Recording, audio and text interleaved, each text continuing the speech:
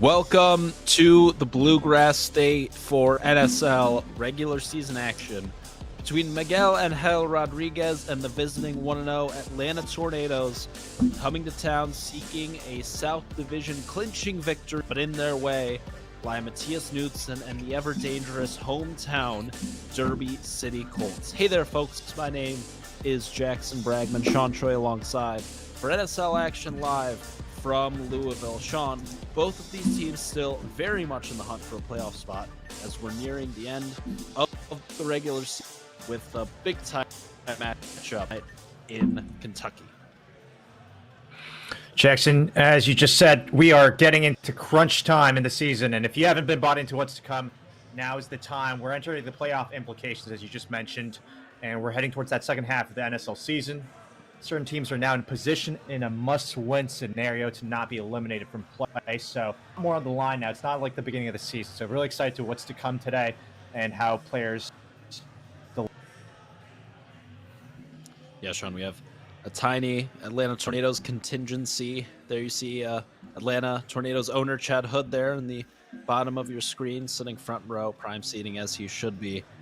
But the overwhelming majority of this crowd are going to be for Matias Knudsen, the spin bender, and the Derby City Colts. Matias obviously winning the inaugural NSL championship last year with the New York City Knights, finding himself on the Colts this year, making his second appearance for his new team. The Colts fell in an overtime shootout at the hands of the Nashville Crushers last week, looking for redemption here tonight. And Sean, there are some interesting playoff implications that accompany this matchup, and I think we're going to talk about those coming up here in a moment. So why don't you break down for the people what's on the line and what's at stake here for these two teams? So, starting with the Atlanta Tornadoes, they're in a decent position. They need to make the playoffs, as seen on the graphic here. Winner with the win over Louisville today, or they will be eliminated with a loss. So this is in only the scenario for a win to move forward with. And with the Louisville Colts, they'll make the playoffs as the South winner with the win today over Atlanta, as long as it doesn't go to shootout and eliminated with loss or shootout win. One extra caveat to that, Sean, is if Louisville does end up winning this match, but it comes in a shootout, Atlanta will actually win the division because of their total overall period points built up over the course of the season so far. So Atlanta in good position here. A win for Atlanta and they're in. A win for Louisville in regulation, and their matchup is tied up at 2 points apiece and heads to an overtime shootout.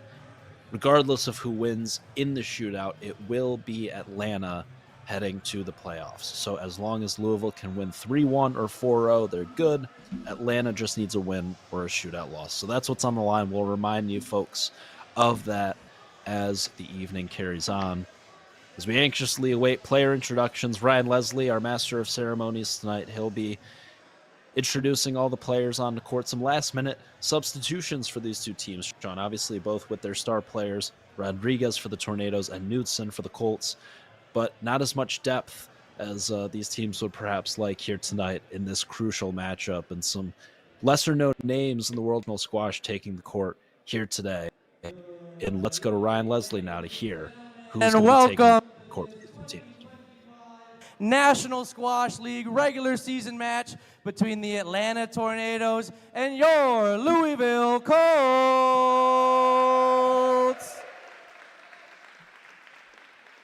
We are live from the beautiful Louisville Collegiate School here in Louisville, Kentucky. The 2025 National Squash League regular season is well underway, and the playoff picture is beginning to form.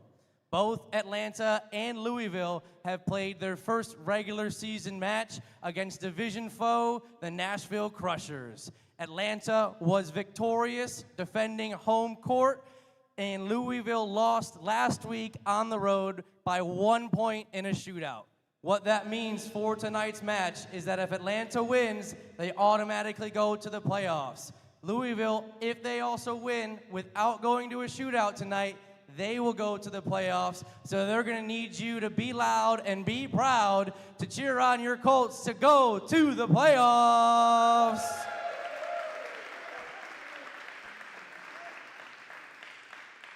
For those of you that have never been to a National Squash League match, here's how the coveted format works.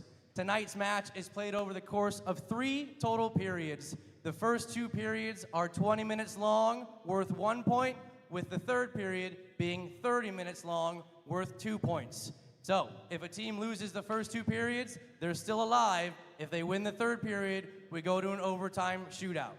During the first 2 periods, each team is allowed 2 substitutions and 1 2-minute power play. And the third period, they have an extra substitution and an extra 1-minute power play.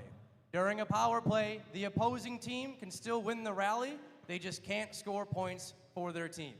Sit back and enjoy, because now we are going to meet the stars of tonight's show, the moment you've all been waiting for.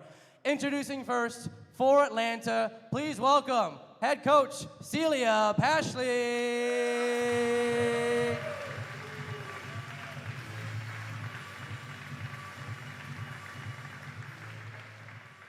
And introducing their first player, he is one of the most beloved players on tour, a legend of the game in every single way, currently ranked number 23 in the world, hailing from Colombia. Please welcome Miguel Rodriguez.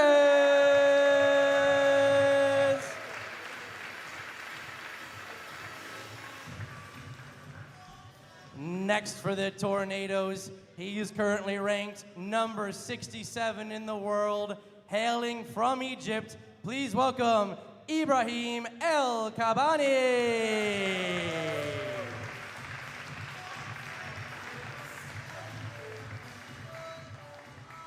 And rounding out the Tornadoes, he's currently ranked number 134 in the world, from France. Please welcome Baptiste Boyan.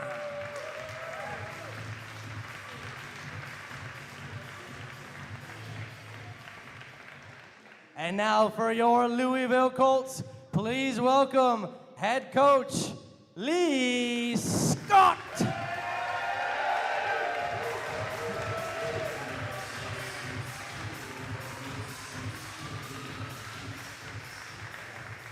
And introducing first for your Louisville Colts, he is the trick shot master himself, from Colombia, reaching his highest world ranking of 69 this week. Please welcome Matias Knudsen.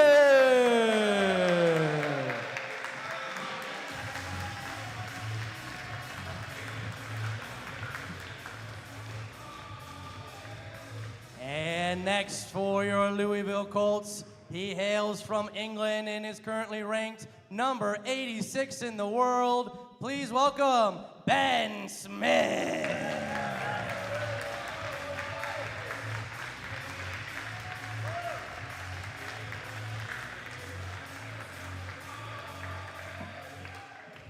And to round out tonight's competition, hailing from Pakistan, please welcome world number 186, Hassan Ayad.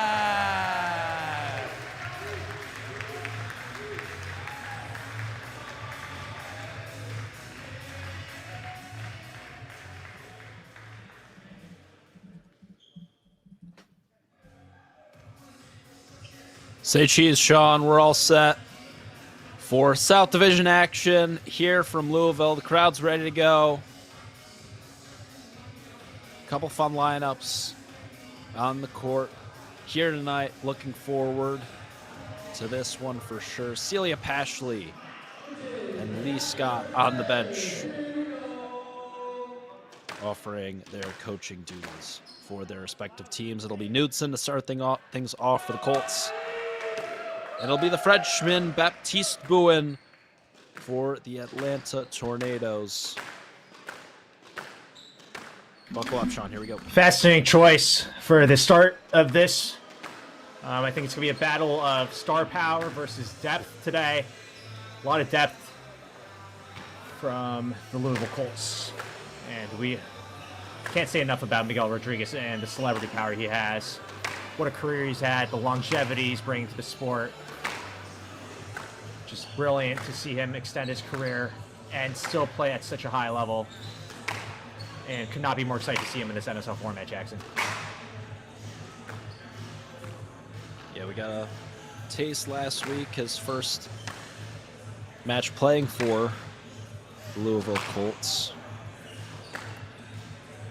And put on a show as expected, although coming up just short against Timmy Brownell and the Nashville Crushers. But Louisville controls their own destiny here. A win, and they're in to the 2025 NSL playoffs at the Arlen Specter U.S. Squash Center in Philadelphia. And here come the Knicks, already in warm-up. Matias is going to want to save those for the match. But we're about a month away from the NSL playoffs in Philadelphia. Tickets are on sale now at nslsport.com. A couple other spots and stops along the way before we get to the playoffs. Mustafa Asal will be in action for the Greenwich Panthers, our world champion and PSA world #1, taking the court in the National Squash League for the first time. That'll be June 15th. As Greenwich will take on the Philadelphia Lightning. Was looking forward to seeing him go up against Alibu Alainen before Alainen's unfortunate injury at the PSA World Championships in Chicago last week. So an unfortunate injury. Fortunately, however, it sounds like Alibu's injury not too serious. He'll be breaking into the World Top 10 for the first time next week. So congrats to him. Such a bright future ahead. Shouldn't miss more than a month or two. Oh, that's And we'll be fantastic back news, Jackson. I did not know certainly that. for the start of next season. Yeah, I have my inside sources, as you can imagine, Sean. Try to stay on top of these things and Do we man know of the what people. exactly the injury was? I can't tell you exactly what the injury was, but there were no major tears, and it sounds like the recovery timeline is somewhere in the 6 to 8 week range. So Oh, that's obviously, fantastic. I Alibu mean, done that for World the Championships, season. That World Championships was so tough for the injuries. We had Rowan, we had Leonel Cardenas, a lot of players Yes. affected in this NSL. How about as well, Cardenas so- still coming through against Curtis Malik after suffering a concussion in that match and still soldiering on, which we do not condone, or don't try this at home, folks, but I mean, just incredible stuff.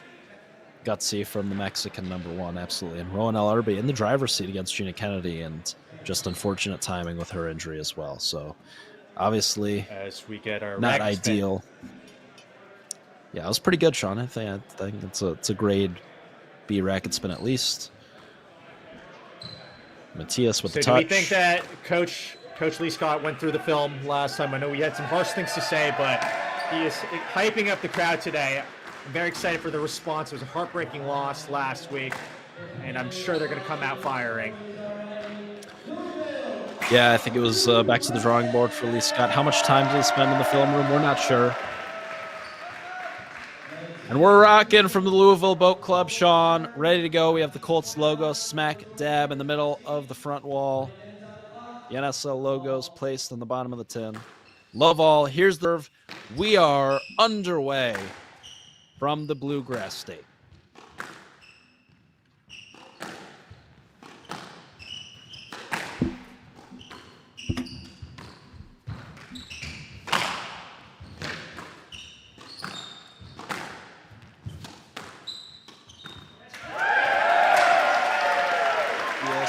First blood, punching going for that loose ball in the middle.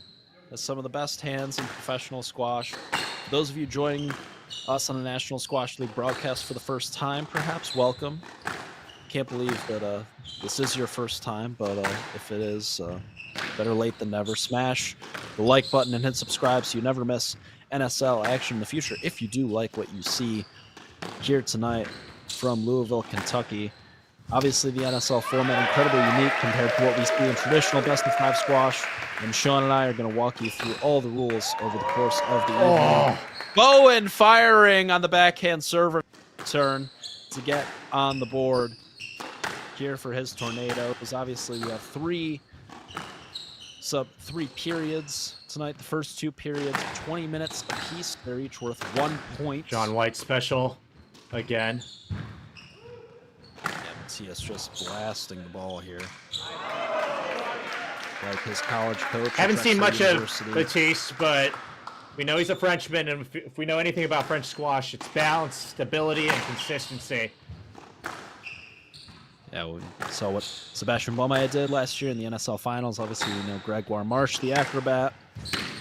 Some incredible movers in the French ranks, and obviously finishing as the runner-ups in Europe. Definitely touched this there. year. But first 2 periods for the National Squash League, 20 minutes each, worth 1 point apiece. Each team has 2 substitutions at their disposal that they can use at any point. So it's a matter of strategy in terms of when to use those, and a power play. And when a team utilizes their power play, only they can score over the course of a 2-minute stretch within the match. If they make an error, they lose a rally, the other team will not be awarded a point. Only they can rack up rallies over the course of those 2 minutes. We'll remind you of all that and more. And then that third and final period, worth an extra point, so it's 2 points. And it's an extra 10 minutes. It'll be 30 minutes instead of 20. Matias coming out guns blazing here in this first period. 2-0. Still a chance for the other team to draw even with a win in the third period. So if that's a lot, we know. But we'll be here all night. Sean and I will be to keep you up to speed on what's going on.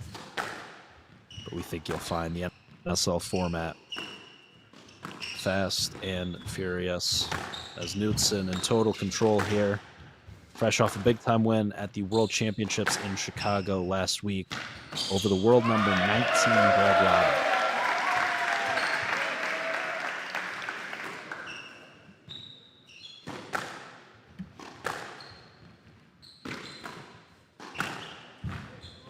Oh, brilliant from Matias.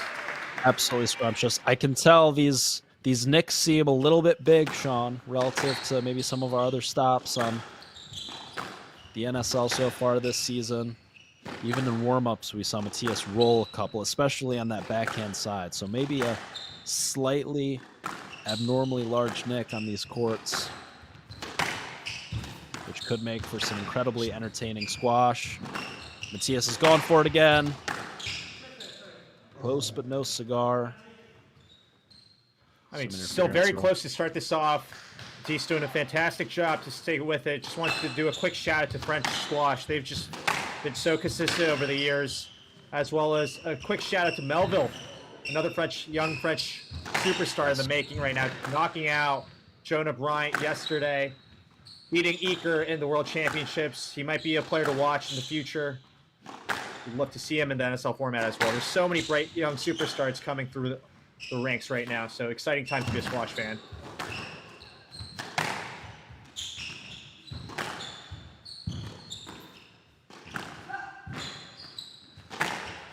Brilliant gets here.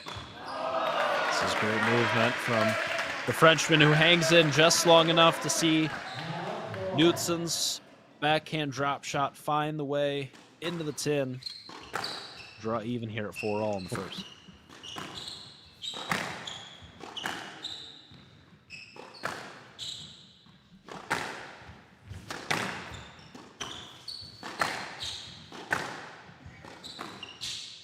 It's always cagey to start this off in the first period. I haven't really ever seen a lead right away in the first period in any of the matches we commentated so far, Jackson.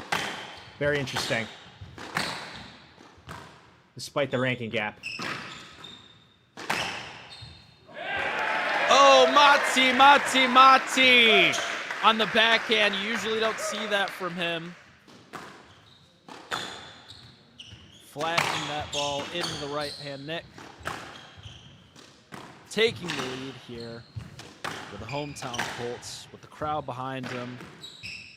You can tell the crowd's still trying to be a little polite here. They're not used to this NSL format where they can make as much noise as they please, but they're on the edge of their seat watching NSL action. And this matchup comes down to the wire. Expect them to play a major factor down the stretch.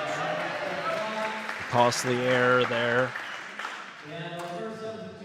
from Bowen, and here's our first substitution. But Baptiste Bowen, the world number 134, more than held his own. And here comes Knudsen calling our first power play of the evening. Remember, for the next 2 minutes, no substitutions are allowed, and Knudsen is the only player that can score points. Name of the game is attack, attack, attack for Matias. Al-Kabani is going to want to extend these rallies as much as he can. Whether Matias wins or loses these rallies, he will serve every point. Hello! My goodness. That's a double. Oh, Matias is feeling himself today. That serve was a bit cagey. But you just want to get him off as soon as you possibly can.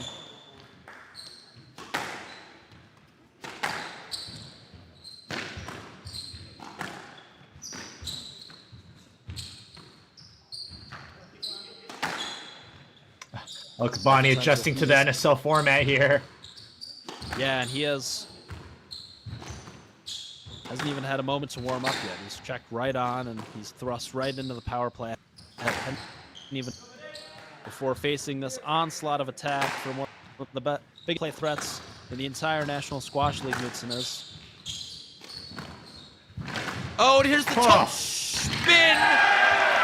My goodness. Twisting and turning. Ole, ole, ole. Oh my goodness.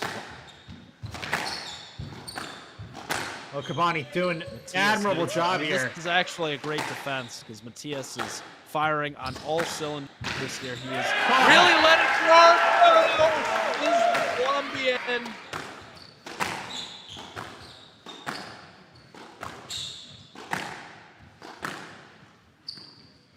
If you give him anything in the midcourt on the forehand, he is going to fire it into that neck, whether it's on the bounce or on the volley.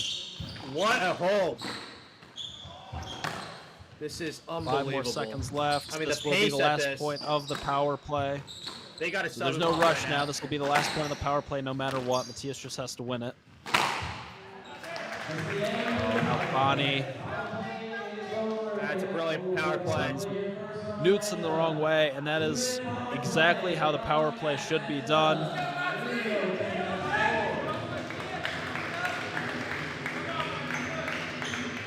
Incredible stuff. Take a You wouldn't moment to catch expect my anything breath less here, Jackson. from the spin That bender. was just Yeah, we got to come down from that. It's incredible. immediate response of a power play.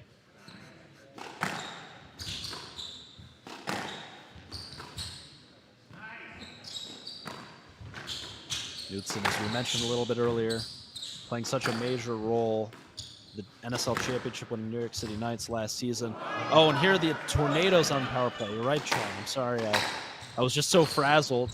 So much going on all at once. So Atlanta immediately responding with a power play of their own. This is the crucial point in this first period. They have to get back. Have a moment to think least about within 2 points Al-Kabani's NSL debut right now. Jumps on. Al-Kabani has not played a moment of of traditional squash. And for it's a tall task for him to switch from defensive attritional squash to now being on the attack immediately, making that transition. Hopefully they give him more time here with that ball going out. Yeah, you have the clock stop quick there. He's gone for the 3-wall boast there. It's a tough shot to pull off under any circumstance.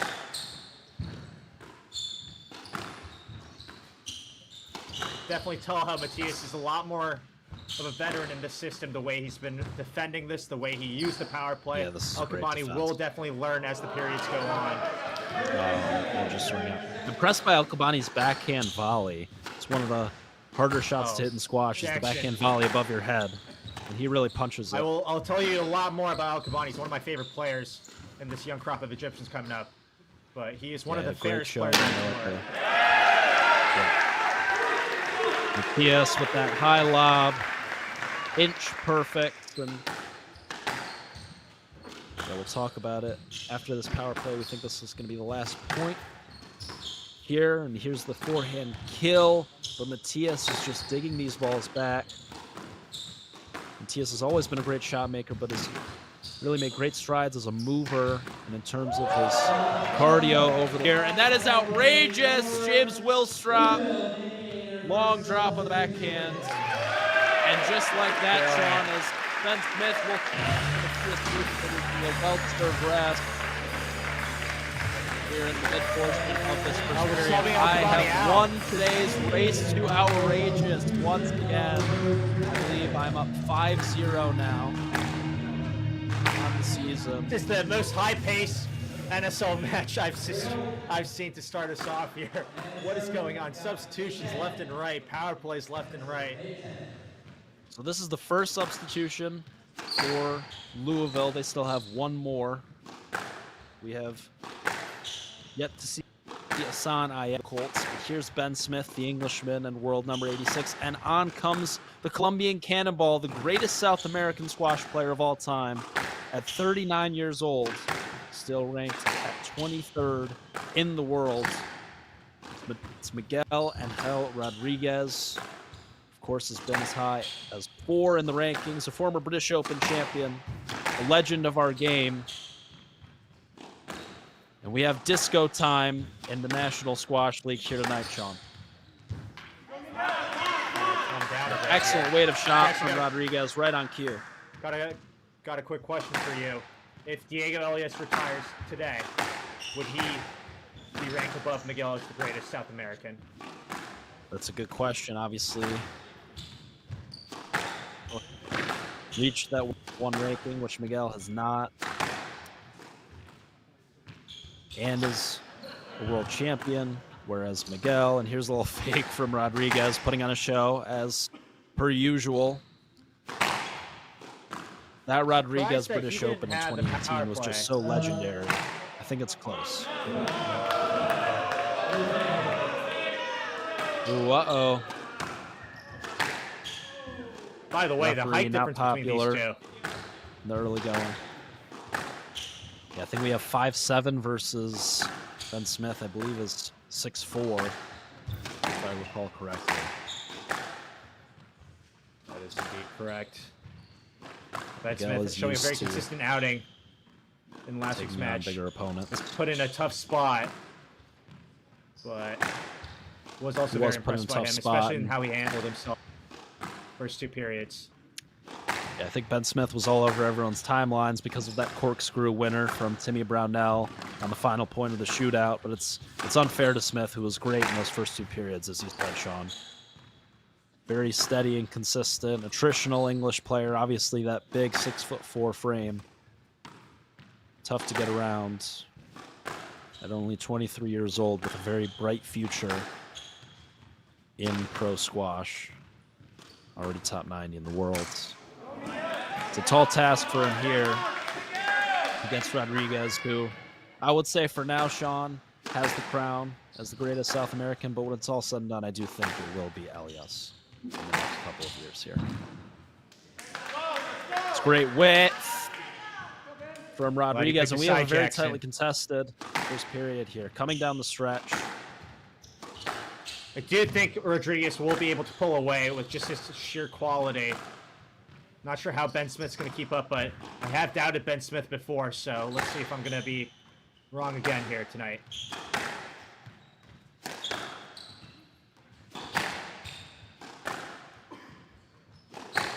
Yeah, Atlanta is out of substitutions. Louisville has one more, but Rodriguez, obviously, from Colombia, training at altitude year-round. Oh, no! I think he'll be fine. Yeah. Oh, there's a jump scare there for me. That was scary, though. That was very scary.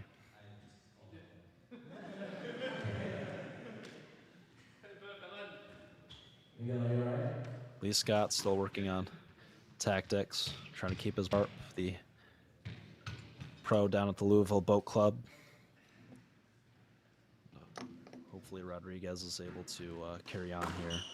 But that was a scary few moments there as he went down. The time clock has paused right now, but glad. It seems like he's going to be all right.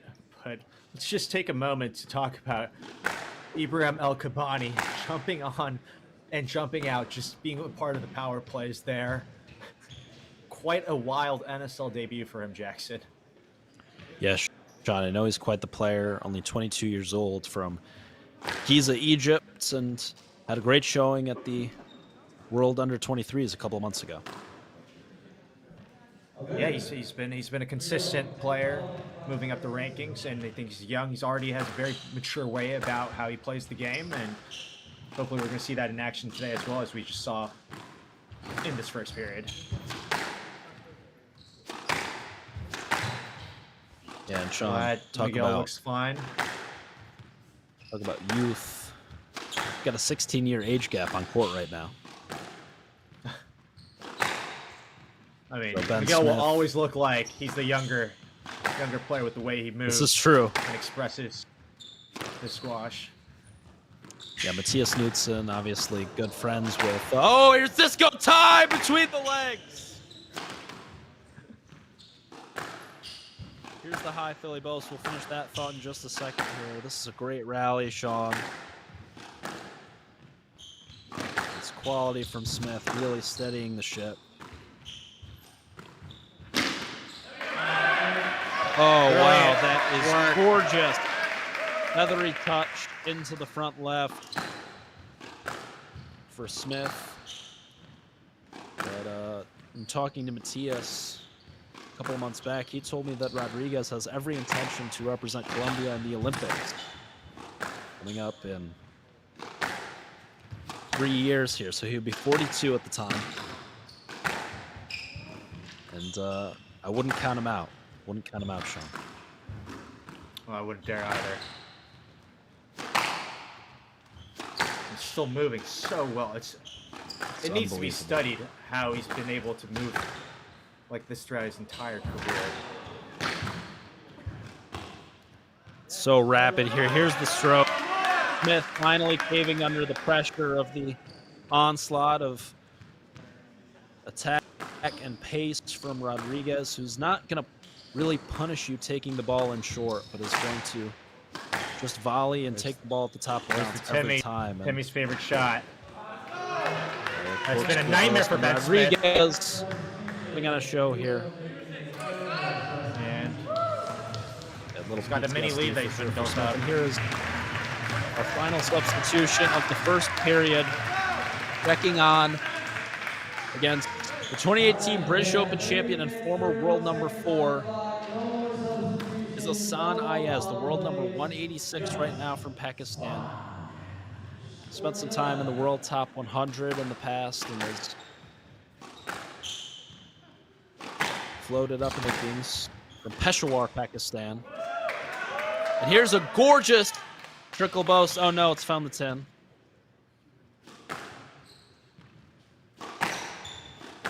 Almost sort of Quite the adjustment for Miguel playing a left-handed player out of nowhere now, but yeah, these are the type of adjustments you have to make on the fly in the NSL, going from playing a righty to a lefty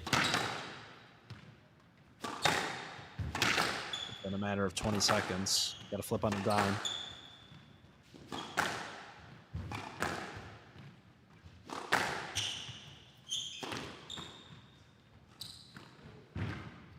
soft touch there. Miguel just showing his class. He hasn't been loud about it, but as soon as he's entered, he's made that's a 5-point lead.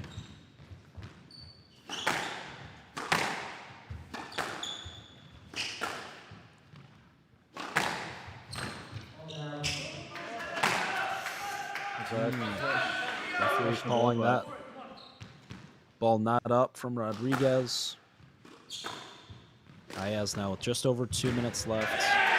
Cutting the deficit to 3, now 2. Gotta hurry. Well done by Ayaz. Rodriguez is the guy that you want in this spot, defending a lead with how steady and how fit he is. He's playing at a very fast pace here tonight, but make no mistake, he's not going to give away cheap errors either. I mean, when he's in this mood of squash, it's really hard to break him down.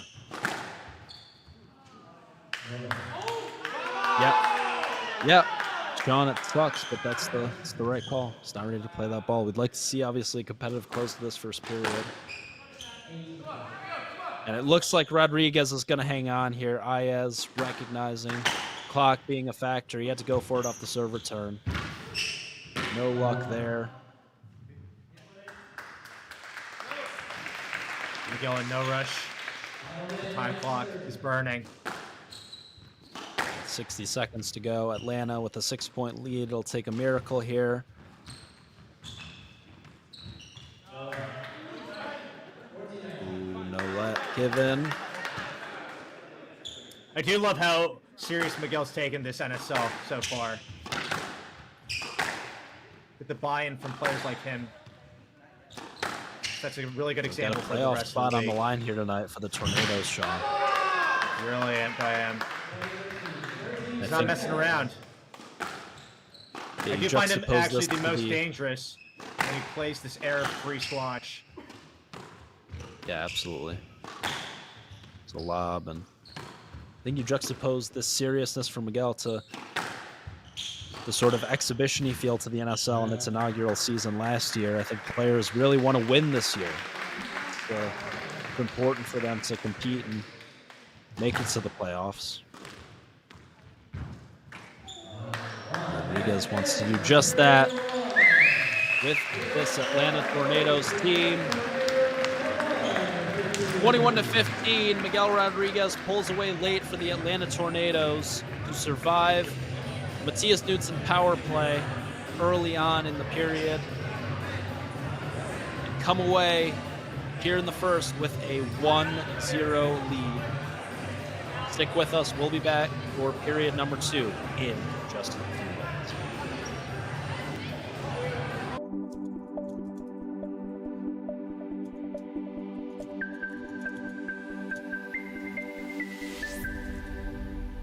Driving the most important initiatives for the growth of squash in the United States.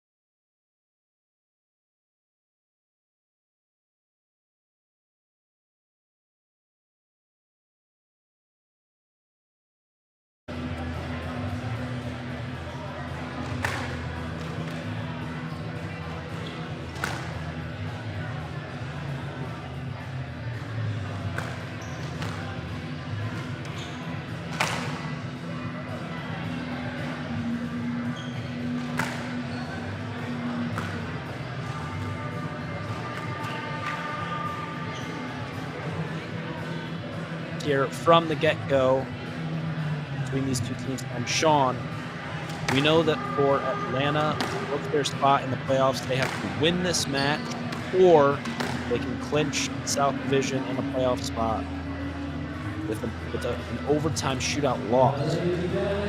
So if Atlanta wins this period, they guarantee either a win or a shootout. If Atlanta wins the second period here, they clinch the South Division.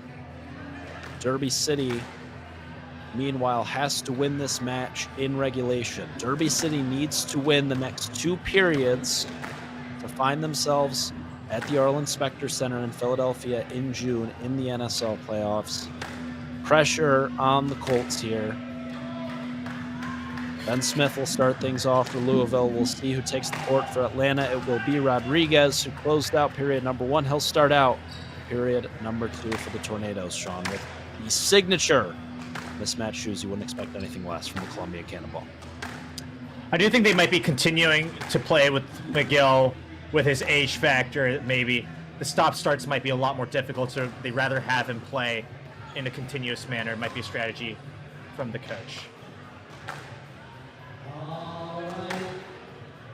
That's a great point, Sean. And as we're getting ready to get things underway here in period number 2, let's throw down to an interview with Atlanta Tornadoes head coach Celia Pash after this period.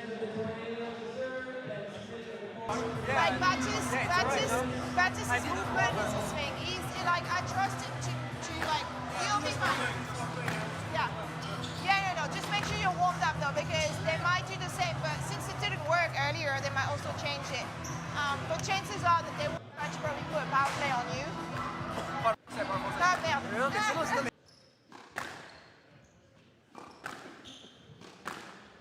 Celia Pashley looking to will her Atlanta Tornadoes to victory here.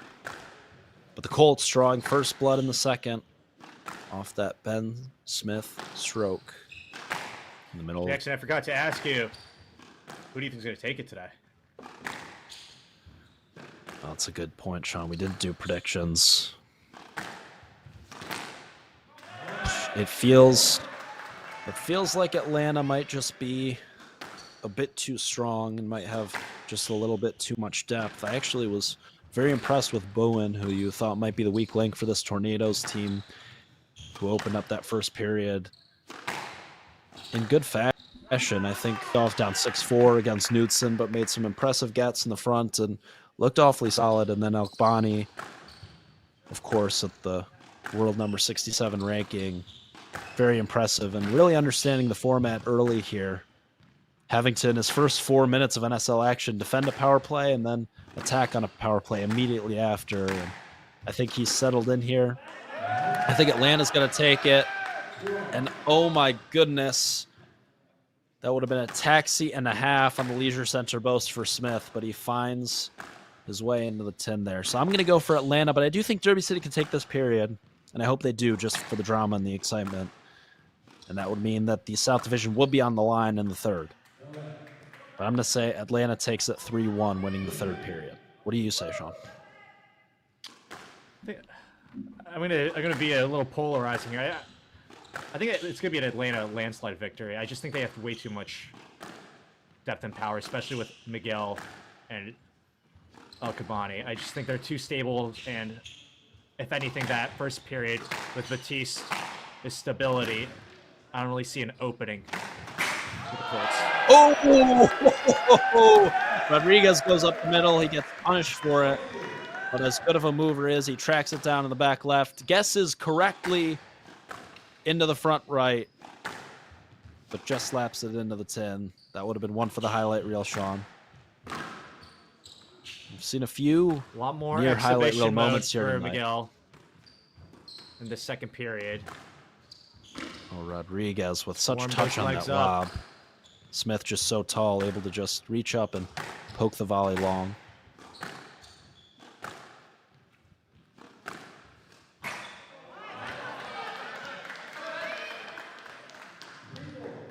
Can't be giving away cheap So, errors Sean, like that. For the Colts to come through here in the second period, what is the path to victory? Knowing that, as you said, Atlanta may be offering a little bit more depth than the Colts can muster.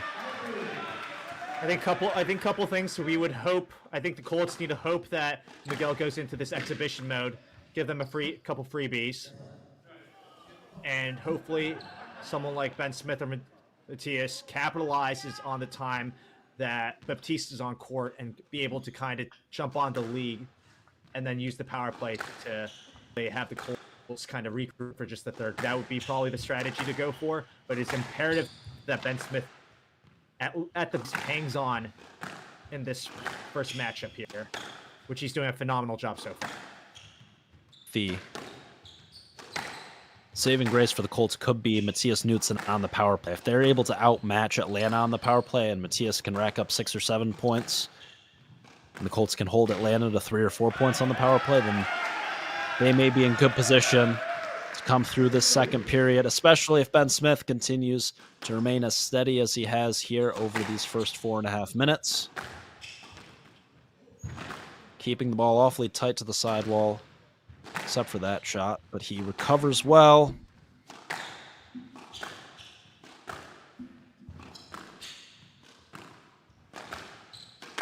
Oh, it's just such tight work from Smith.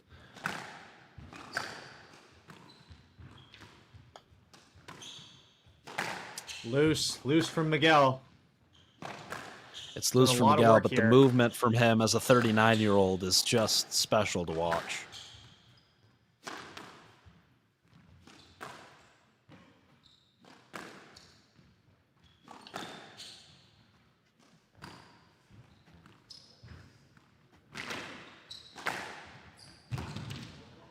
My goodness. I think Miguel's hit about There it is, 17 back Jackson. elbows so far. This is a rally It's and a the half. beauty of Miguel's game. Oh, That's and there's gotta- the error. It's got to hurt the lungs. Heavy legs now, perhaps, for Ben Smith. Not able to get low and down to the ball there. This is a really smart substitution by Lee Scott. After a big-time rally, some major work put into those big old legs of the 6'4" Ben Smith. But a great shift for the Englishman, coming away with a 2-point lead over the Colombian Cannonball. And now, for the first time, we have the two Colombians on court. Miguel, such a major mentor for Matias throughout his entire professional and even going back to his junior career. Miguel coached Matias at the World Championships last week. And now here they are doing battle in the National Squash League. Such a great full circle moment for Mati, who grew up idolizing Rodriguez. Wasn't too much of a pedigree for Colombian squash before Rodriguez came along on the Pro Tour, and so many great Colombian players have followed in his footsteps. But Matias is going to take it right to the 39-year-old from Bogota.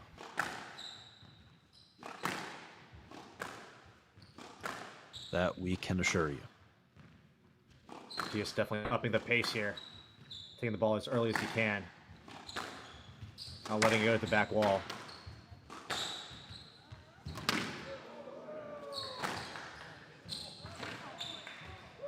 Oh, here's a rally, Sean. Oh, hello. There is no player in professional squash quite like the Colombian Cannonball. There's the commish. He's loving what he sees. Mr. Valdezan. This is his home club here, the Louisville Boat Club. Obviously, the NSL, his brainchild of Timmy Brownell and Spencer Lovejoy. And he is thoroughly entertained by this home matchup for the Colts.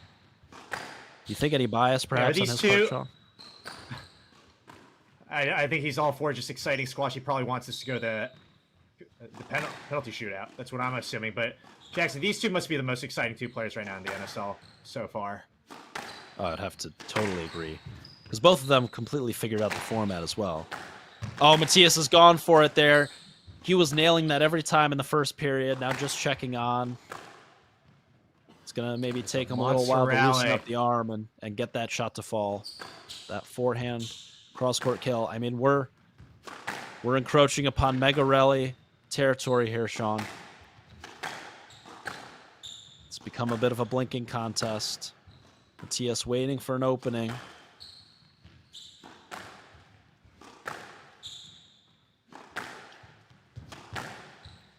We're looking at the 2-minute mark. Twisting and turning him right there from Miguel.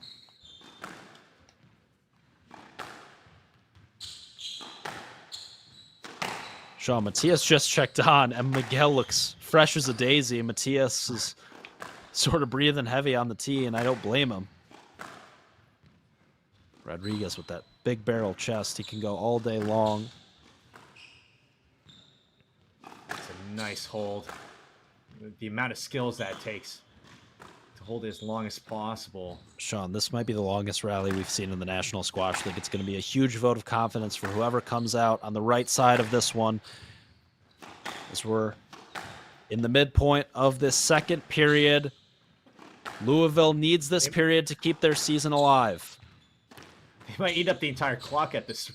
Oh! At this rate. He's gone for the nick. The Philly boast. Miguel responds. It's a rally. Here's the decision.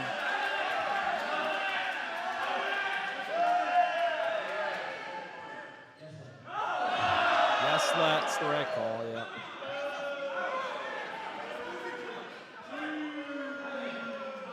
It's not a winner. The referee's not going to be able to escape that facility. Yeah, I do think that has to be a call, Sean. What a rally! That was well over 2 minutes, surely.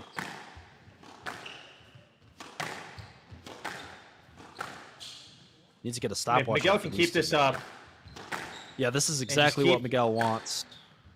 Keep the scoreline within 2 or 1, would set up Ibram fantastically here, but...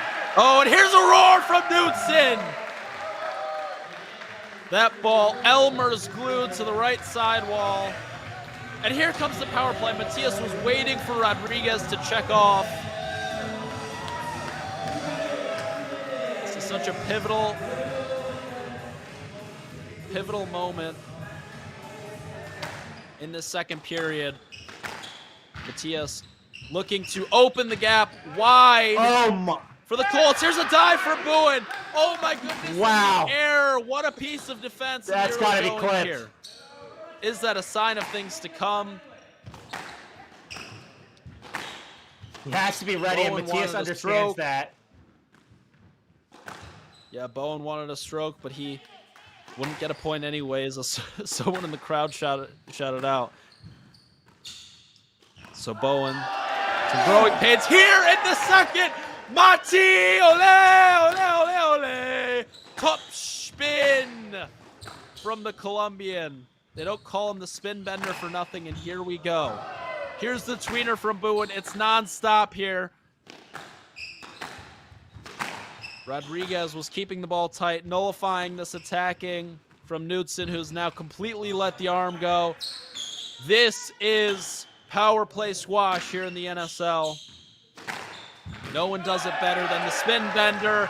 And there he has that shot unlocked once again from the midcourt off the bounce.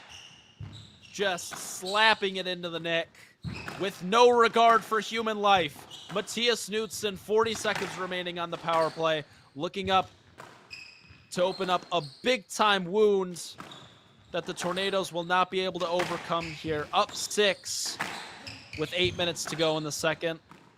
What a get. You would love at least 2 more points on this power play. He gets one of them there.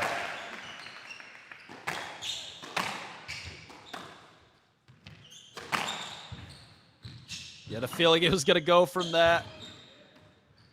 Off the back glass. And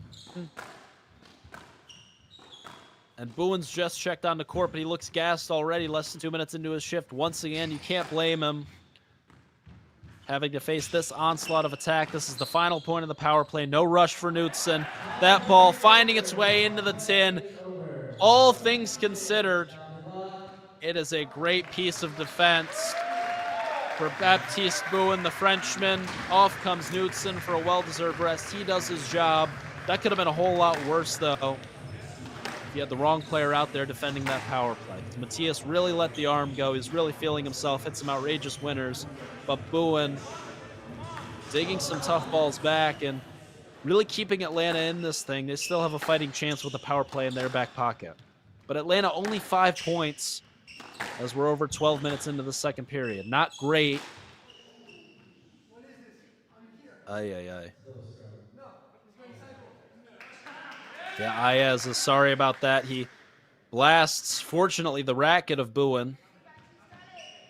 Didn't hit a leg or a torso, but Bowen seems a little fired up now. He wasn't happy about that. Oh, I love it when they get feisty. Need more of just this. to wait. Yeah, it's quality.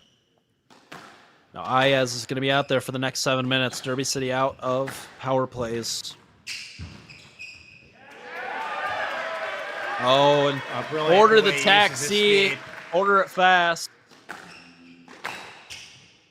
Just what the doctor ordered for Hassan Ayaz. Now with an 8-point cushion, he's going to have to defend a power play at some point. That power play will be the period. There's an error, costly. Substitution, here comes Alkbani, down 7. Now a power play must be called with over 4 minutes left in the period. This rule in place to avoid a team calling a power play with 2 minutes left and just icing out the rest of the clock. So the power play will come in the next 2 minutes and 14.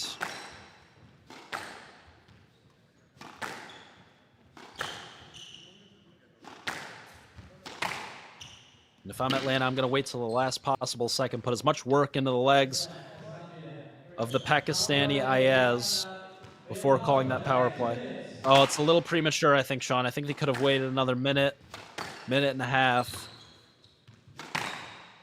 Gassed Ayaz out just a little bit more and then called the power play on heavy legs. But right away, here's the kill from Alkbani. This is the period here, Sean. Elmer's glued to the sidewall. That's 2 points on the power play. Smart from Ayaz. You always take that let when defending the power play.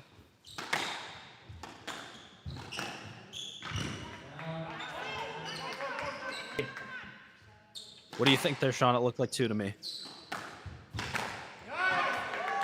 Wow! Oh, thunderous! Make that 4. Make with that 4. authority, Ibrahim Alkbani.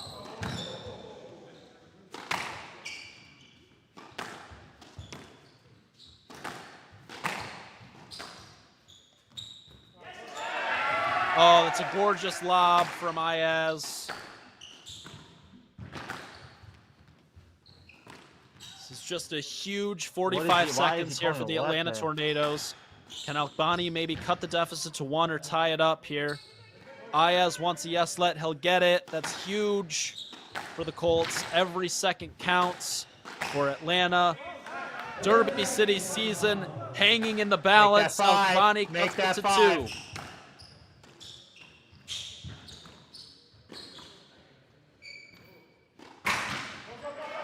Oh, it's a costly error, Sean. Every rally over the next 4 minutes. Crucial. Atlanta can win the South Division and book their spot in the NSL playoffs, eliminating the Colts in the process if they're able to win this second period here. If the Colts can come through the second, then the third period will be for the division. My goodness. That is the end of the power play. Atlanta trails by 1. We have 3 minutes and 52 seconds of just squash, no subs, no power plays. It's the Pakistani versus the Egyptian. The huge error from Alkbani, who's got to settle down here. He's not on power play anymore. He's got to find his rhythm here. Unbelievable shot. Here's a kill.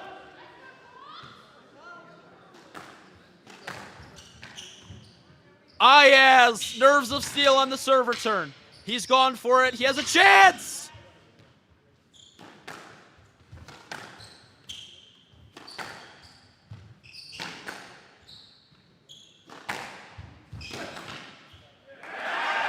Oh, that ball just sailing out from Alkbani. Too much pressure from the Pakistani. Now with a 2-point cushion. Still plenty of time, though, for the Egyptian.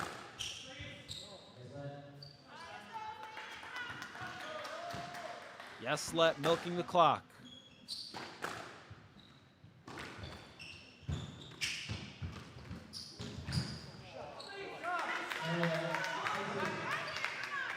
Two trickle boasts in a row. It's punished by Alkbani. I'm not happy, but I think that was just minimal contact, Sean. What do you think? Oh, it's getting a little chippy around the middle here, Sean. Yeah, both trying to get it cleared out of each other's lines. Has to be a stroke. And it will be now a 3-point cushion.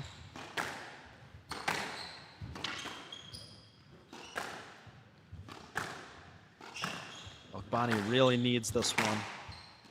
And he's giving up another stroke. Oh, no, we can't have Sean. We can't have that. Come on, Sean. We can't. Pulling all the tricks. No, it's cheeky.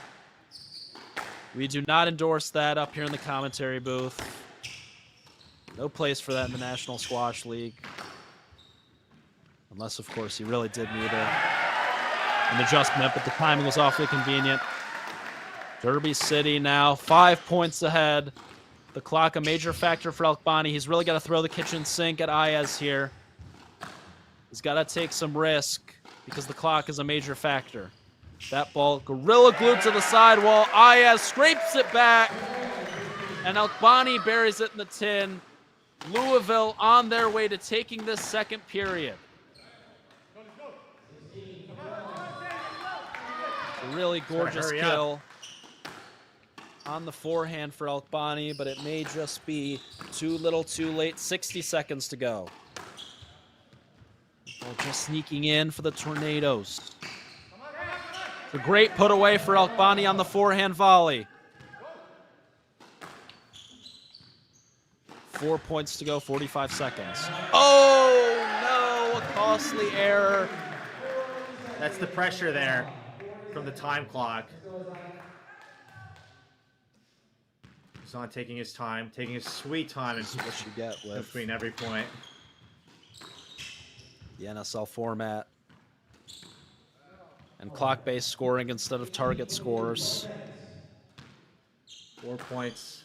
So much strategy and nuance that goes into these matches, as we've seen over the last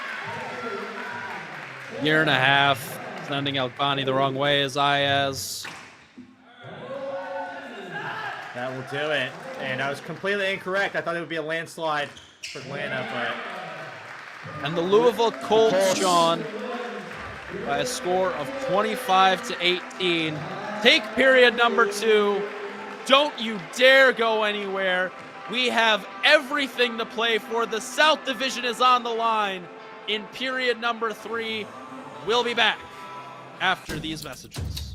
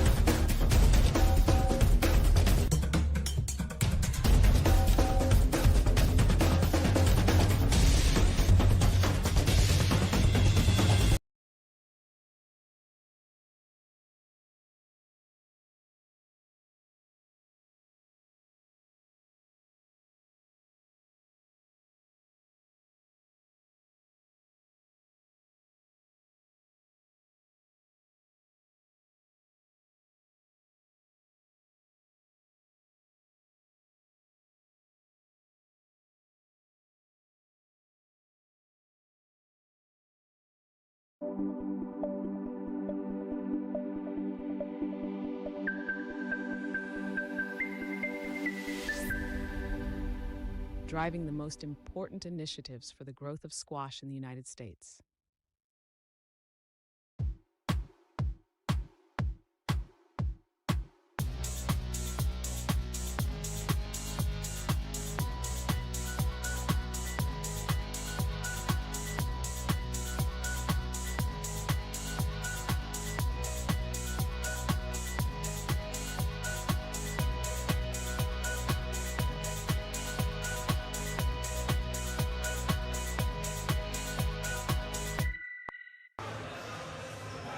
To play for in this third period, Jackson.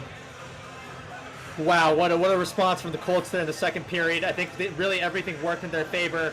Matias, again, showing the caliber of player he is, especially in the NSL format, with the power play and how he's able to utilize such attacking play in the NSL scoring system. So fantastic from the Colts of a response there, and we'll have to see how the Tornadoes respond back now. Sean, it's win or go home for these two teams. We have 9 teams in the National Squash League, 3 divisions. All 3 of the division winners go to the playoffs, and then 1 wildcard team. We know that based on the math, the loser of this matchup will be ineligible for the wildcard spot. The winner of this matchup will go to the playoffs as the South Division winners, all to play for here in the third. Let's hear what Lee Scott had to say to his Colts team after that second period. Play too many cross courts. Don't give them any openings, all right? I want that ball tight on the side wall. Get the ball tight, get it past the service box. The second you sniff the opening, though, get in on that diagonal and volley. I want you literally forward as quick as you can volleying that ball, right? Don't give them any time, right? Literally, I want you working as hard as you can. Every single bit of passion you've got inside of you, I want to see it in this last period. We win this, we go to Philadelphia in front of a packed house, right? 100% effort, we can do it.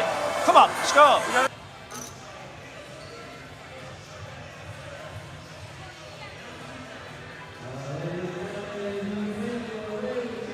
Lee Scott, words of wisdom from Matias Knudsen, Ben Smith, the man who closed out that second period for the Colts, defending that lead, Hassan Ayaz.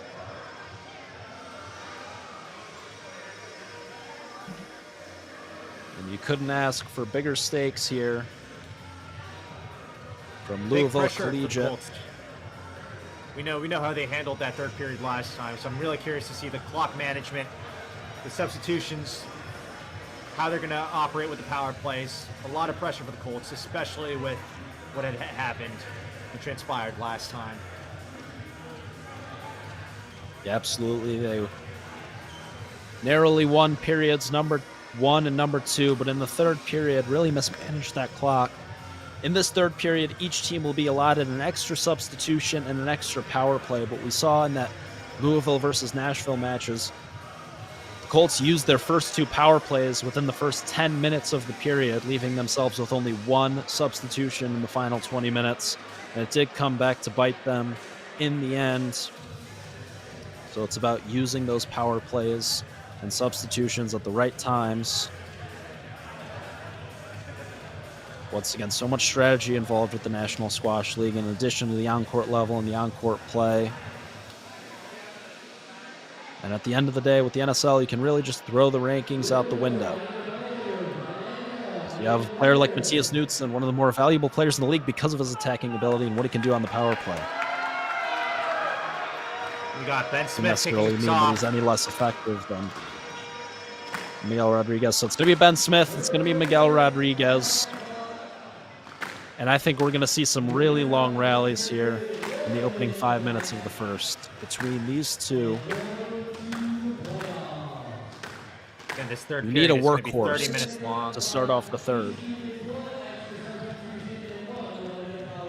Obviously, 3 substitutions over 30 minutes versus 2 substitutions in 20 minutes. I'm not a great mathematician, but even I know, Sean, that means that there will be longer shifts for all these individuals in the third, even despite the extra sub. And so in addition to the 2-minute power play that each team gets, they'll each have an extra 1-minute power play to use whenever they please. Smith, perhaps a little bit fortunate with that yes-let call.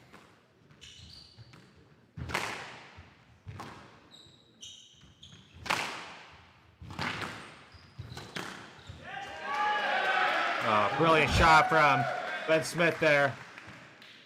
Is there another player on tour, Sean, that you've ever seen use the back glass to push off of as much as Miguel Rodriguez? Just so unorthodox and so unconventional with his movement, but so effective. Such a joy to watch. I've seen Ali Hussein do that as well. I mean, I think a lot needs to be said about Miguel's movement efficiency, despite how quick he is. The way he's able to conserve his energy with the way he moves doesn't require a lot of power. So, yeah, it's a great way to learn how to move on the court.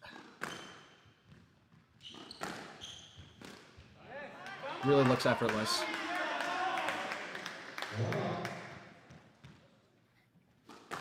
He doesn't do as much of a wide stance when he lunges into the corners, as opposed to Ben Smith here. So a lot more energy saved. That's very smart. Obviously, it's tough from a young age. You gotta get low and underneath the ball. But if you can find a way to angle the racket and be innovative in the way that Rodriguez is and get underneath it without bending your knees as much, you do minimize the build up in the quads. Smith, meanwhile, and it doesn't hurt that Rodriguez has that low center of gravity, being 5'7", as opposed to Smith at 6'4". It's tougher for Smith to get low and down to the ball, even if he does have that little bit of extra reach. It's tight. It's just such tight work down the backhand from both parties. Nothing in it here. Stroke to Rodriguez.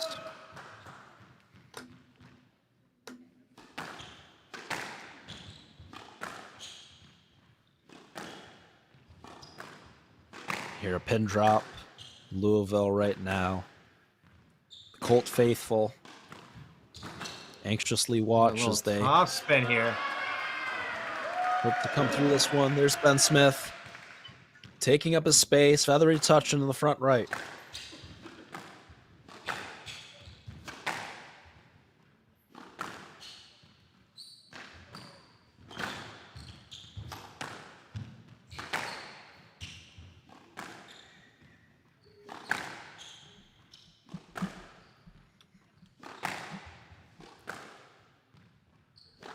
Great work down this line here from both players. Keeping it very straight.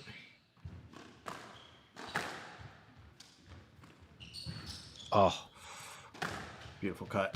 Oh, weight hold. of shot there from Smith. You're right, that subtle hold on the forehand, Sean. And just punching that ball straight at 70% speed. Dying perfectly in the back. So good from the Englishman.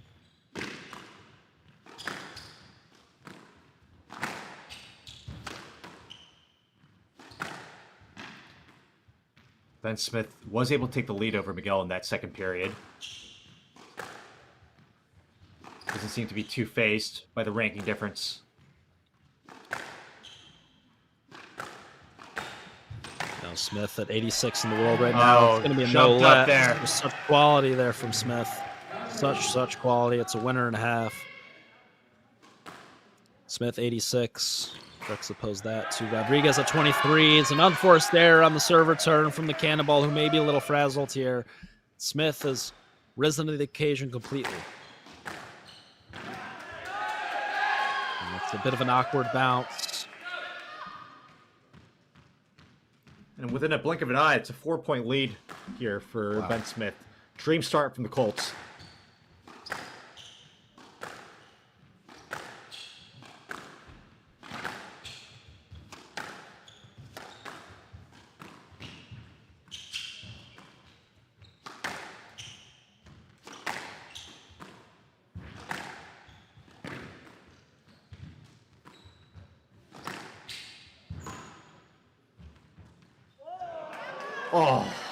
Oh, absolutely delicious from Rodriguez, putting on a show here. And responding is Smith on the serve return. Fasten your seatbelts. Here we go.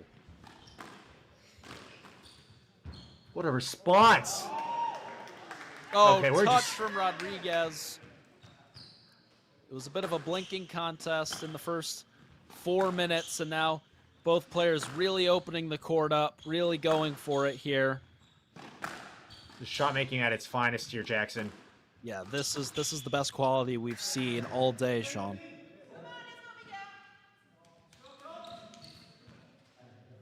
Sean, that's almost a stroke to me. I think it's a little high, but it's definitely not the same as the call that Rodriguez was upset a few rallies ago. There's that low kill. Yeah, there's that kill winner from the Colombian cannonball.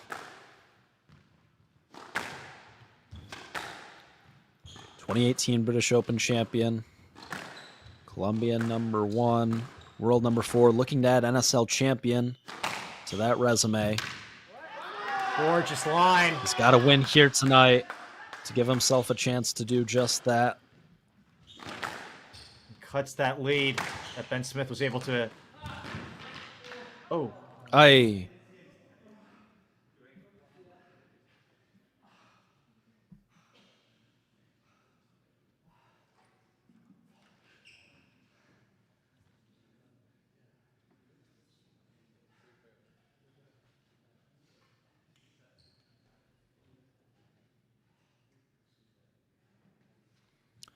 Ben Smith down with an injury. We're going to see if he is all right. Clock is stopped. The Colts lead 8-7 in the third period. We're going to take a quick break. We'll be right back.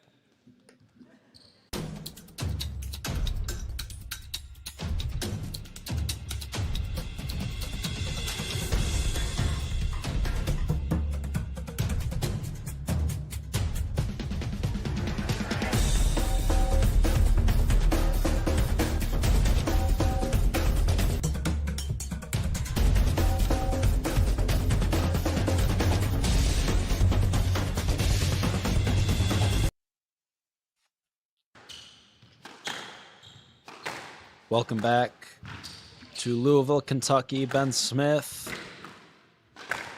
Little trip back of the court there. He was down for a moment. He's back up, and he is soldiering on here in this all-important third period between the Atlanta Tornadoes and the Louisville Colts. Rodriguez at 39 years old, moving like he's half his age.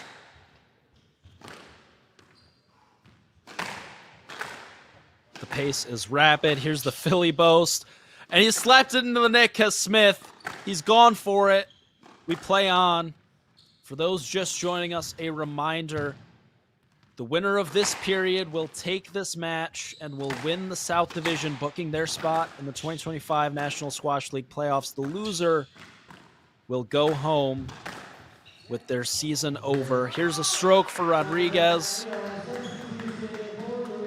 Smith hobbling around a little bit. And here comes our first substitution of the third. First of 3 for the Colts. It's good work from Ben Smith, though.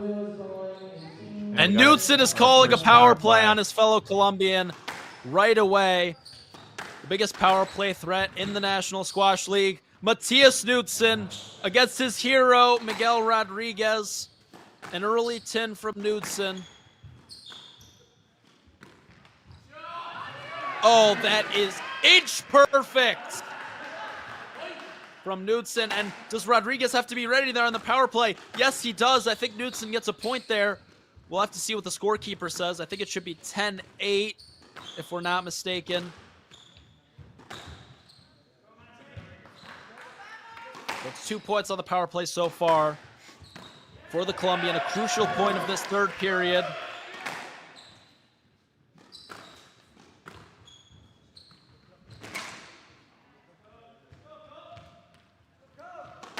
See, as fun of a story as this is, Sean, I don't know if Rodriguez is the right person that Matias is going to want to call the power play on.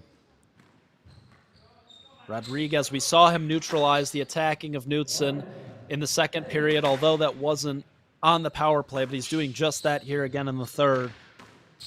This may have been a bit of a mistake by the Colts, given how steady and how fit Rodriguez is. There's a 10 from Knudsen. Rodriguez looking to survive the final moments of the power play here. Slam dunk into the nick from Knudsen there. Trying to get something back, but all in all, a great piece of defense from Rodriguez.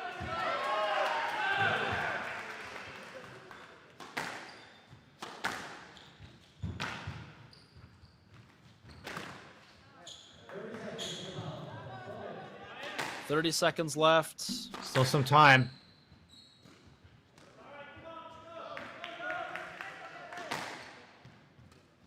It's been 4 points on the power play thus far. He's gone for that signature shot on the forehand. He's been loving that today, Knudsen. Finds the 10 there. Looks a little bit stiffer than he did when he's on power play in the second against Baptiste Bowen. This will be the final point of the power play. Matias would love to get this one to make it a 5-point power play.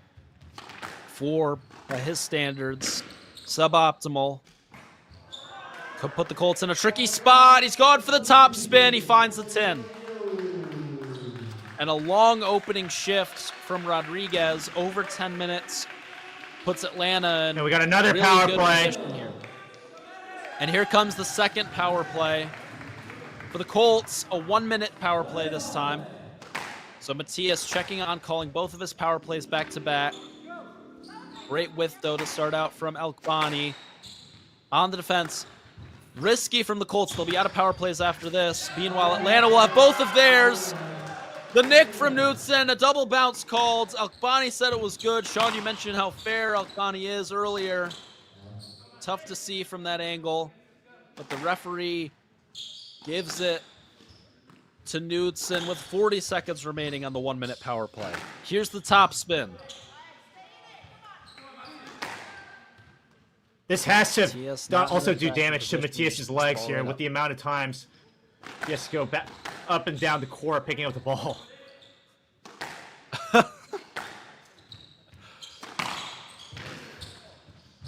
You got Oh, that. thunderous on the kill. He did get it. Elkbani in a full-out splits. He's trying to get back to return serve. Oh, Matias maybe had a stroke there.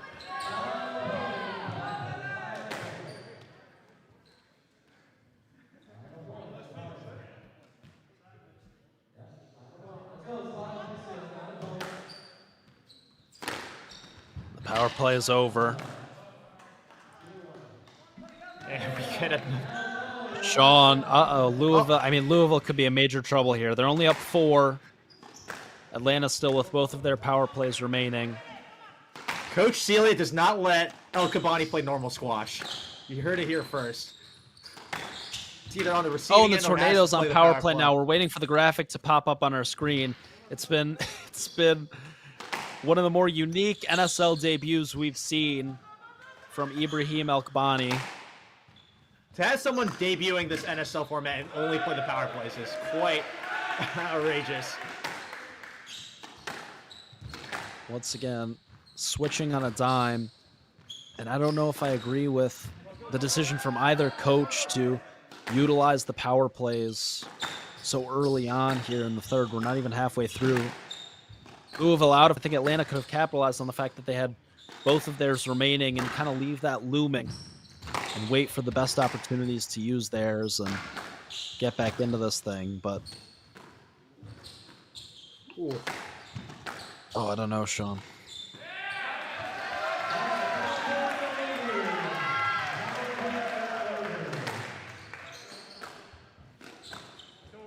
So the 1-minute power play over for Elkbani. Atlanta down 4.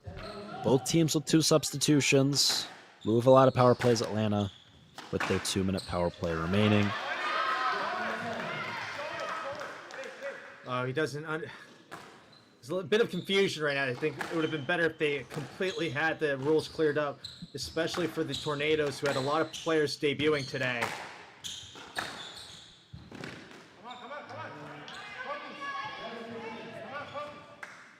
As we hear Miguel cheering his teammate on.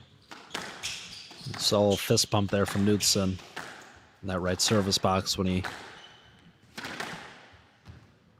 Lucky bounce. forced the error from Elkbani. Oh, it's an incredible angle if he was able to find the nick there. So close. Oh, Tooch! Knudsen!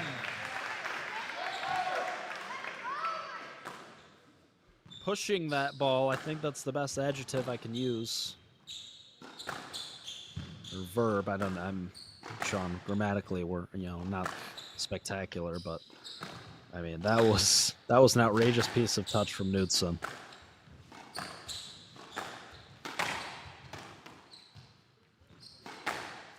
I think Elkbani needs to settle down here. Realize that these guys don't have no power plays, no nothing, just playing squash.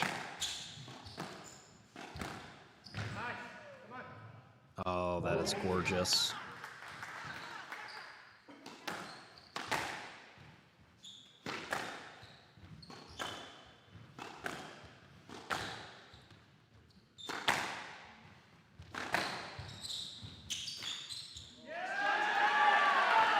Great bounce there. Another fist pimp from the Colombian. This court Colombian really number suiting 4, Matias's world number play. 69.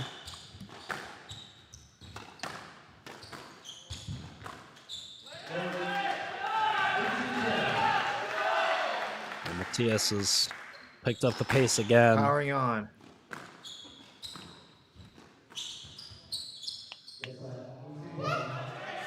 Oh, what? Oh, Sean, that's a stroke and a half. It's maybe a hometown call.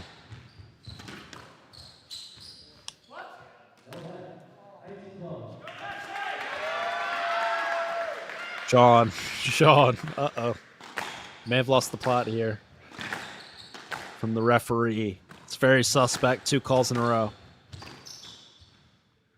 Jackson make a conscious effort this evening not to judge the referees and give them a hard time. Okay.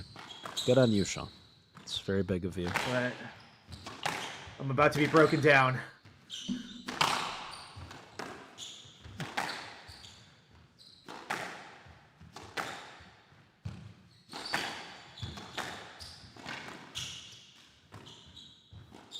I mean, both these players still playing at such a high pace. I'm very impressed with Matias's his engine.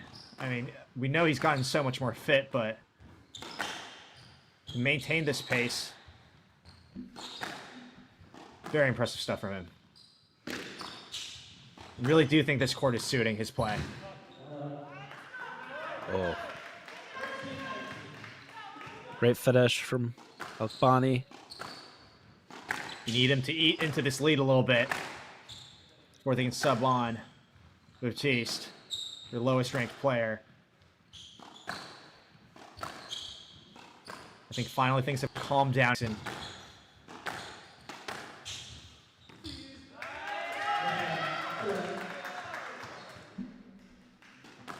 Sean, aye. That's, oh no, that's 3 in the last couple of minutes here. That Akbani's on the wrong side of. He's not arguing. He's just playing on. He's staying focused. This is what we love to see. Good on him.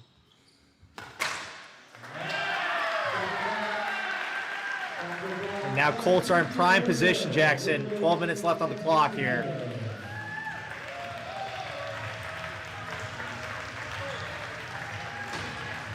Coach Lee Scott incredibly happy with how this third period's going so far. Yeah, but Sean, Got a we do matchup have we to haven't keep in the back of our minds. Yeah, here are the lowest ranked players for either team. It's a crucial point in the third. Atlanta responding with Bowen here. They don't mind this mismatch too much. The second time it's Against on. Ayaz. That's quick fire. So Atlanta trails now by 4 in this third, but they do have that 2-minute power play at their disposal that the Colts do not have. So we could be in store for a really tight finish here down the stretch with just over 12 minutes to go in the third now, Sean.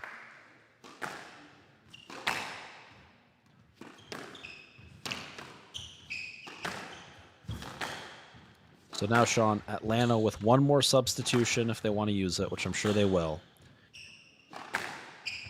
Do you bring Rodriguez back in? Is he the guy to close it out? When do you bring him back in? And is he the guy you want on the power play? When are you going to use that power player for your Atlanta? I got to admit and agree with you. I think it's got to be Miguel. And I think probably the last 7 minutes, I'd probably have him on. Or also even just monitor how Baptiste is doing. Push him to the last 8. Yeah. It's very much a feel thing for these coaches as well. You have to throw out the battle plan sometimes if you're not fond of a certain matchup.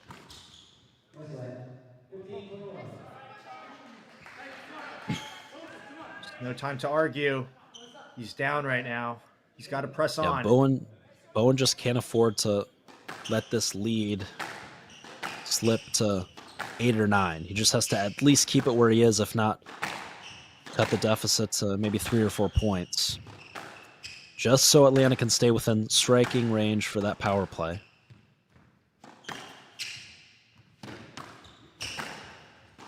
Oh, he's gone for it. It's the wrong line, Sean. Sean, the ball's way up in the front. I feel Atlanta's been on the wrong end of quite a few here in the third.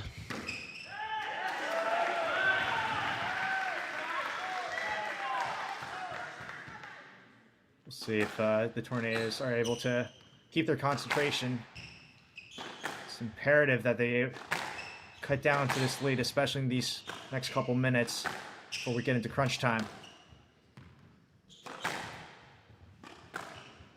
Just put just enough pressure for the last shift here. Some gorgeous lines from Baptiste. Yeah, actually been He's really on staying calm though. impressed with Bowen. There's the error. Baptiste Bowen, at only 22 years old, I mean, keep an eye out for him. He's been awesome here tonight, playing easily at a top 100 level, well above his ranking. So young and so much time to climb up the rankings. He's definitely a name to watch out for on tour in the years to come. Ayaz was getting ready to order that taxi, but makes the error. Here's the Leisure Center boast from the Frenchman. Great width there. Get it past him on the volley. Some high quality squash here. The last 10 minutes.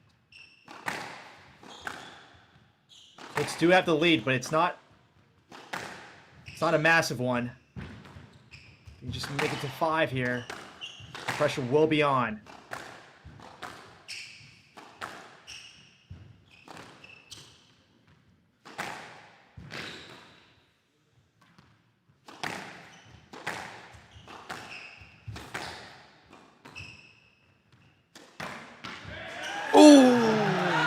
Great. Big fist pump.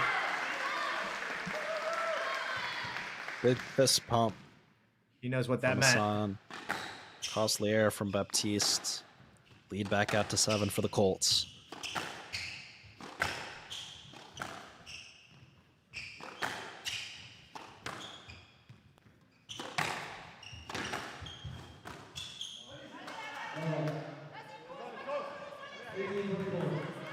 Yeah, he's looking for the person there.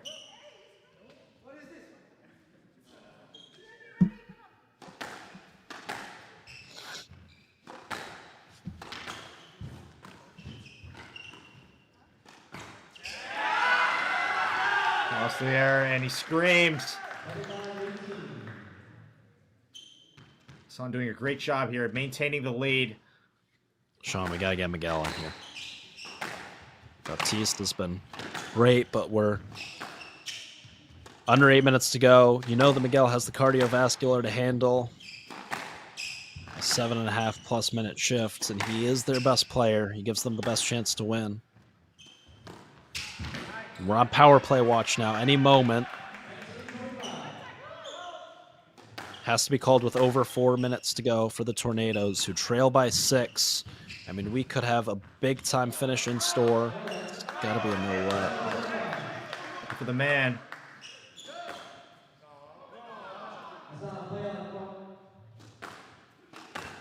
Son is doing all the tricks.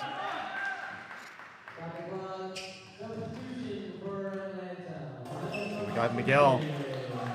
Here comes the Colombian cannonball with 6 minutes, 52 seconds. Finds himself in a 6-point hole.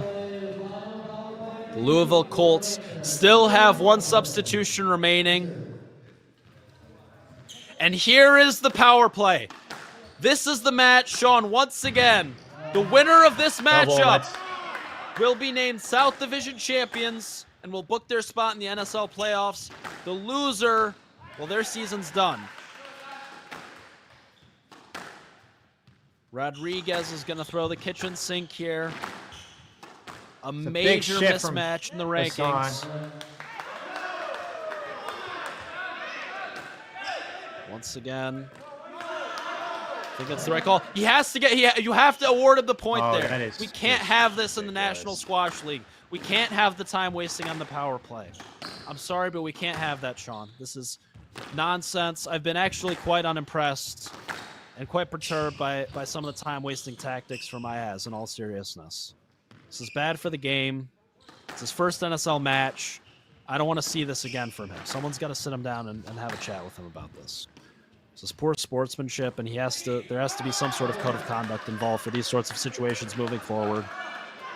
There it is again. This is really disappointing, quite frankly. Rodriguez, however, is racking up points on the power play. There's another drop shot, inch perfect, glued to the sidewall. The lead has disappeared, Jackson. This lead has absolutely evaporated. Atlanta trails by only 1 point, and as soon as this power play is over, you'd imagine Matias Knudsen is going to check on for the Colts. Maybe Ben Smith to steady the ship, but you'd imagine it'll be Knudsen, the star player for this team. Rodriguez and Hayes running into the back of Rodriguez. Not the line at all. He's got to get the point there. He has to get the point chaos there. here. I mean, this is not. I mean, I hope karma comes to bite Hayes in the back. Unfortunately, this is really unfortunate.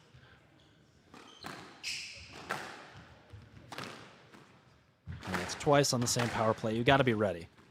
All 5 other guys have been ready to return the serve, defending the power play. Miguel's got to go. Honestly, Miguel's got to go. They don't serve the ball. We love to see this competitiveness in the NSL. This is silliness. Just Here comes show Matias. how Now much we're going to this see some means clean for the squash. players.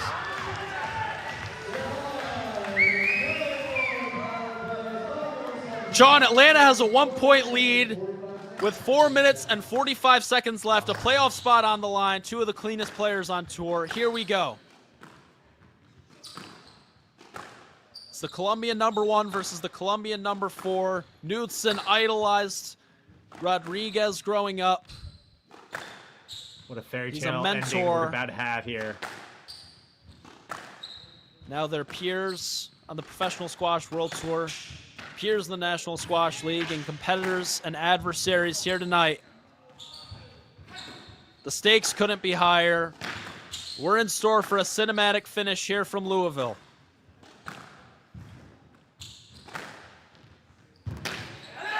You guys can recover. A big-time roar and a fist pip from Knudsen. The Louisville faithful on the edge of their seat, as we anticipated, Sean. We said it in the first period. If it came down to the wire, the crowd could be a factor. Tie ball game, nothing separating these two teams with under 4 minutes to play. No power plays, no substitutions. Here's a chance for Knudsen.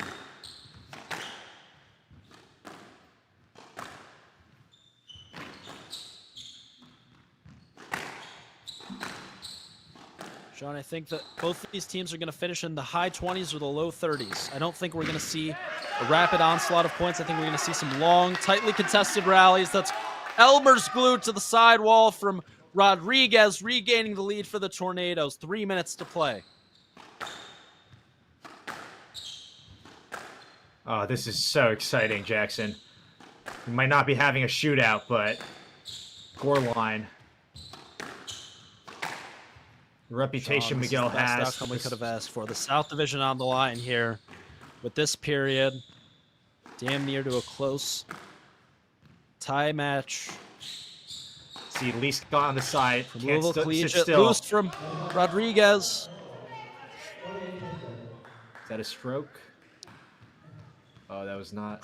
He's given a yes lat as the referee.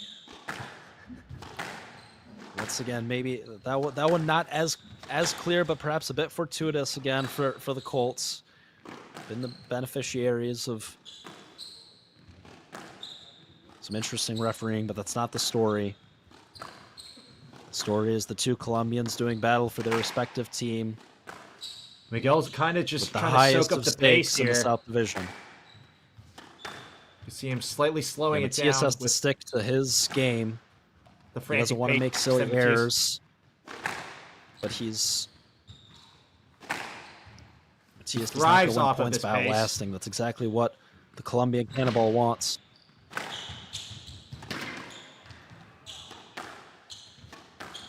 Oh, this is a Miguel rally just and a half, extending. Sean. It's chaos. It's chaos from Louisville.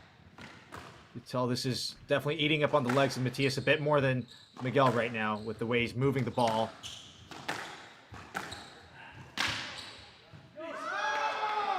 Oh, what again? Oh, no! Oh, it's a bit unfortunate. And Sean, with how long these rallies have been, now under 80 seconds, the clock is a bit of a factor. Miguel On the really serve showing his return, class here. just popping up, just sneaking up. He almost had it.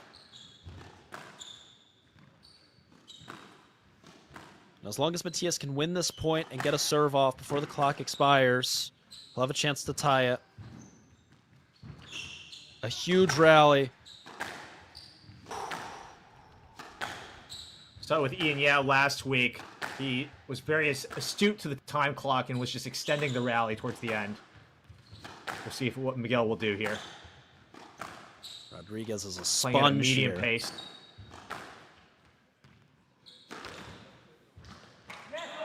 Oh, there's the Costly error. error. Costly. And now the clock a major factor. Matias needs 2 points and to get a serve off. He's going to go for it off the serve. He won't find the nick we play on. He'll go for it again on the backhand. He'll go for it again with the fan shot. Throwing the kitchen sink at Rodriguez is Knudsen. Here's the straight drop in the front. Rodriguez like a Oh my. sponge. Disco time from Louisville. And Rodriguez will hang on. He makes the error, but it doesn't matter.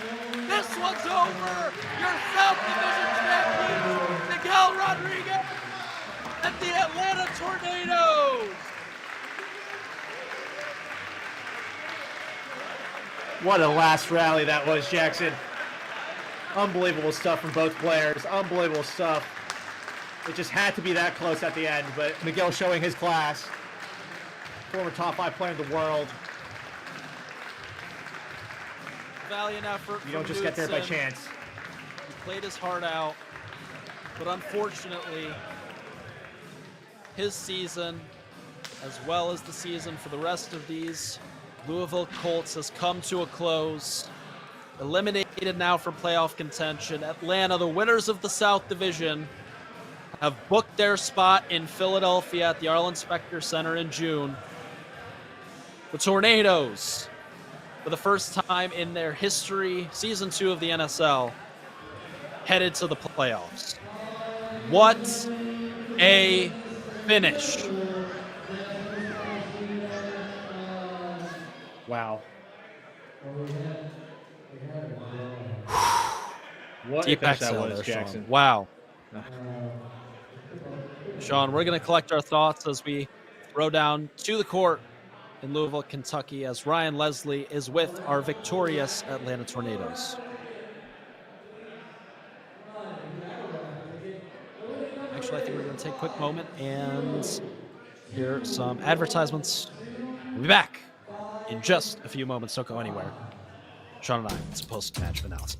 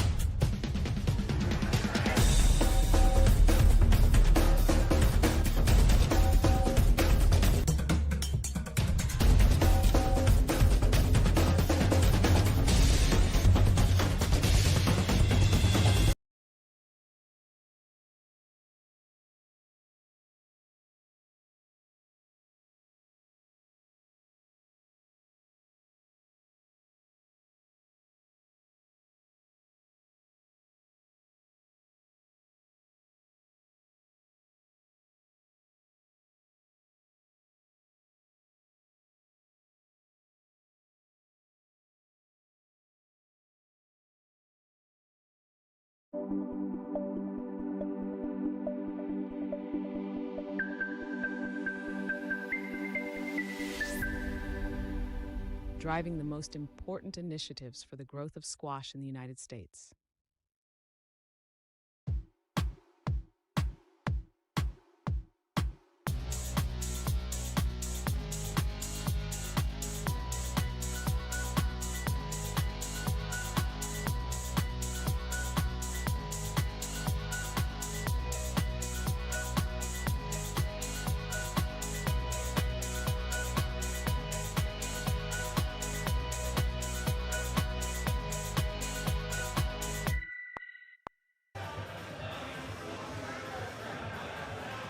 Welcome back to Louisville, Kentucky, where we just finished one of the more exciting finishes of this 2025 National Squash League season. It all came down to the third period. We knew the stakes going in. The winners, the South Division champions here in the NSL, headed to the playoffs. The losers eliminated from playoff contention. It came down to the final moments between the two Colombians, the 39-year-old man that Father's Time forgot, Miguel Rodriguez, and the 25-year-old phenom, the king of the trick shot, and the power play superstar, Matias Knudsen, who did battle in the final 4.5 minutes to decide our winner here from Louisville. Atlanta surviving narrowly by a score of 30-28. Here is our MC Ryan Leslie with our victorious Atlanta Tornadoes. I would say the MVP, holding your own there. You finish the match, you win it for Atlanta, but you play compatriot Matias. You were just coaching him at the World Championships. What was this platform like, playing him in this setting, and then coming victorious? Yeah, no, for me it's special, something different, something that it really fits me, into my style, in my game, and I really enjoyed this official match because I was at the draft a month ago, and so we had to fight until the third game with my teams, and we're very tight, but at the end we were struggling a little bit, we were losing a little bit of points, and then I wanted to play that power play, and then the strategy, I think that Celia gave us was good, and then I was disco time, trying to bring back those points, those 7-6 points, and then when I was playing Matias, I wanted just to play long tight rallies, and it worked. Ibrahim, if one of your first times playing in this format, a lot of fun here in Louisville. What can you say about the National Squash League and playing this style of squash? Bro, it's completely different. It's really completely different than PSA. I believe it's completely different in everything, in refereeing, the pressure we have. And before I say anything, I want to thank Celia for the She really played the tactics good today. I really give this win to her because without her tactics and without the power play, the calls of power play she did, we were not be able to go to the playoffs. And for the NSL, man, it's so fun, so fun, and I'm really happy we're through to the playoffs, so I could perform better and know how to deal on court under pressure, and when do I go to the winning shots and when do I play tight. And I'm really happy I'm through, and it's my first appearance in the NSL. Well, congratulations, you are into the playoffs. With that said, Celia, head coach Atlanta, you've been with the NSL from the start. What does it just mean for you, for being a part of the entire thing, and then also for Atlanta, your home, where you live, you reside? What are you gonna with the Tornadoes heading to the playoffs? I mean, I'm really thankful that I got a chance to be a part of it since the beginning. I'm really passionate. It also turned out to start really last year when I had 2 shoulder surgeries, so I couldn't play squash myself. And I think that's kind of how I threw myself in it, to be able to be on the sideline and help grow the sport. I mean, what they're doing, what the NSL is great for the sport. I think it's great for the public, for everyone. I mean, I heard so many, how did you get this? Everyone is kind of, really into it. So I think it's amazing. So I'm happy to be a part of it, either as a coach, obviously, and then sometimes helping for the event as an event coordinator. So I'm glad I can do that. And as for the Tornadoes, well, it's been my home for the last 3 years now. And so to be able to coach the team and to have these guys, I mean, thank you for saying it was me, but you guys are the one on court. So they're doing the job. They fought everything. They did their best. So I'm really proud that we got to do it. Last year we were right there and then couldn't get that last hurdle. So I want to say also thank you. There's Chad and Brad, it's 2 of the owners that are here. But I'm really happy we get to do that also for them.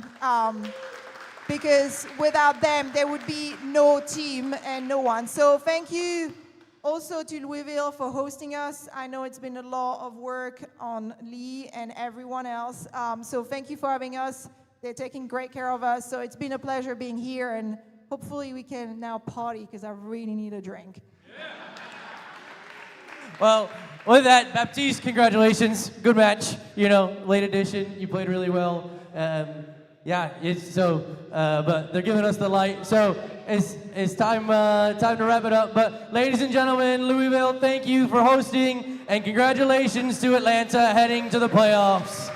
That concludes our match here tonight. Congratulations to Atlanta. Thank you, Ryan Leslie. Once again, your victorious Atlanta Tornadoes, 2-0 on the season, your South Division champions, the first team to book their spot in the 2025 NSL playoffs. Sean, what a match. What a match. And the fans did not disappoint at Louisville Collegiate. What a match we had today, and heartbreaking loss to them, but I thought they played hard. Nothing to be upset about with how that ended.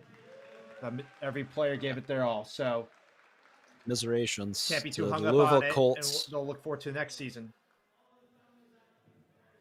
Yeah, it's unfortunate. The one great disappointing piece of all this is we won't see Matias Knudsen in the 2025 NSL playoffs. Such a pivotal part of this league. Obviously won the championship with the New York City Knights last year, but really looking forward to seeing Atlanta, Miguel Rodriguez, Alkbani, Bowen in the playoffs come June. For Sean Choi, my name is Jackson Bragman. Thank you for watching the NSL live on YouTube. Smash the like button, hit subscribe so you never miss an NSL match. We'll see you guys in a couple weeks with more men's NSL action from Chicago. See you guys next time.